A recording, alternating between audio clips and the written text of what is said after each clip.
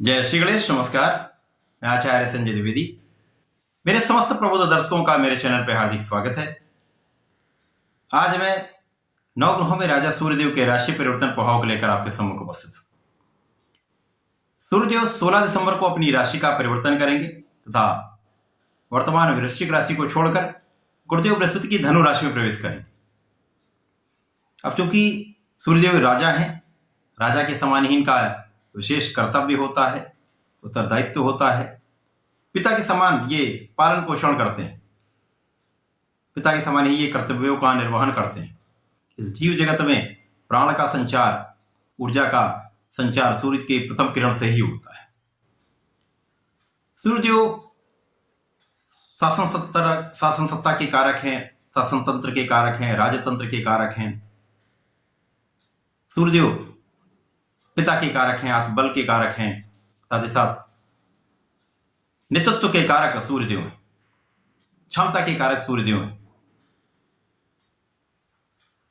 सूर्यदेव का प्रभाव समस्त राशियों पर पड़ता है क्योंकि एक माह में इनका परिवर्तन होता है। जब ये एक अनुकूल भाव में जाते हैं, अनुकूल राशि में जाते हैं, तो निश्चित रूप से एक लाभान्वित करने वाला समय होता है। अब गुरुदेव बृहस्पति की राशि में जब सूर्यदेव का परिवर्तन होगा तो ये मित्र की राशि है। मित्र की राशि में जब जाएंगे और मित्र से दृष्ट होंगे, एक विशेष स्थिति भी बन रही, जिसके कारण गुरुदेव का प्रभाव जब सूर्य पर होगा, सूर्य का प्रभाव गुरुदेव के साथ होगा, तो निश्चित रूप से एक विशेष लाभकारी स्थिति बन रही। सूर्य का विशेष एक आभामंडल होता है, विशेष प्रभाव होता है, विशेष सामर्थ्य है। इस सामर्थ्य का प्रभाव समस्त राशियों को लाभान्वित करने वाला होता है। परंतु ये अलग अलग राशियों के लिए अलग अलग भाव में बनेंगे, अलग अलग स्थानों पे होंगे, अलग अलग प्रभाव भी देंगे। आज मैं वृषभ राशि के लिए सूर्यदेव के इस राशि परिवर्तन का क्या प्रभाव मिलेगा, किस प्रकार के लाभ मिल सकते हैं, कौन सा भाव प्रबल होगा, कहां कितना लाभ ले पाएंगे, कहां पर समस्या आ सकती है, उसका क्या निराकरण है, संपूर्ण विश्लेषण मैं पूर्ण तर्क के साथ करने जा रहा हूं।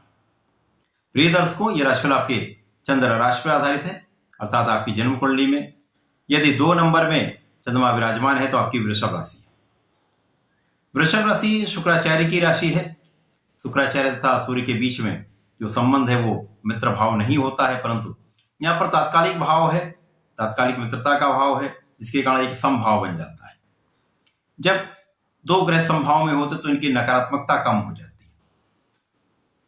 अब वृषभ राशि के लिए सूर्यदेव सुख भाव के स्वामी है। सुख भाव के स्वामी का गोचर अष्टम भाव में होने जा रहा है। अष्टम भाव एक त्रिक भाव है। यद्यपि सूर्यदेव को किसी प्रकार का कोई त्रिक दोष नहीं लगता है, परंतु कहीं न कहीं कुछ निर्बलता तो अवश्य प्राप्त होती, जहां इसका प्रभाव उतना सकारात्मक नहीं मिल पाता है। अब सूर्यदेव मित्र की राशि में होंगे, मित्र से दृष्ट होंगे, तो कुछ विशेष लाभ भी मिलेंगे और कहीं कुछ समस्या भी हो सकती है। सूर्यदेव का परिवर्तन जब अष्टम भाव में होगा तो निश्चित रूप से यहाँ पर सुखों के होते हुए भी आप सुखों का उपभोग नहीं कर पाते हैं। माता पिता से कुछ दूरी का होना संभव हो जाता है, कुछ स्वास्थ्य में निर्बलता आ जाती है, साथ ही साथ यहाँ पर आंखों की कुछ समस्याएं हो सकती हैं, आंखों के कुछ रोगों में वृद्धि हो सकती है। सिर दर्द की समस्या मुख्य रूप से यहाँ पर समस्या करती है।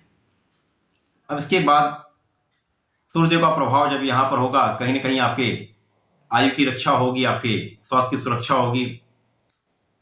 गुरु सूर्य का प्रभाव आपको आध्यात्मिक बना देगा, आपके पूजा पाठ में आपका मन लगेगा, साथ ही साथ कहीं ना कहीं से आपके धन की व्यवस्था हो जाए, अचानक धन लाभ की प्राप्ति का योग बन जाता है।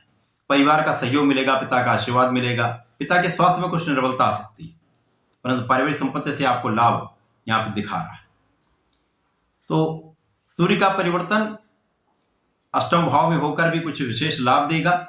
कुछ आपको अपने स्वास्थ्य पर, अपने पिता के स्वास्थ्य पर ध्यान देना होगा, खाने पीने पर कुछ नियंत्रण रखना होगा। यहाँ पर वृषभ राशि के जातकों को नियमित रूप से भगवान सूर्यदेव को जल देना चाहिए। प्रत्येक रविवार को भगवान भोलेनाथ पर जलार्चन करना चाहिए तथा लाल चंदन का अर्पण अवश्य करना चाहिए। यदि आप ऐसा कर लेंगे तो ये छोटे छोटे उपाय आपको सकारात्मकता भी देंगे, आपके लाभ की वृद्धि भी करेंगे, समस्त शुभता प्रदान करते हैं, सकारात्मकता आ जाती है। तो ऐसा करके इसका लाभ लें। धन्यवाद, नमस्कार।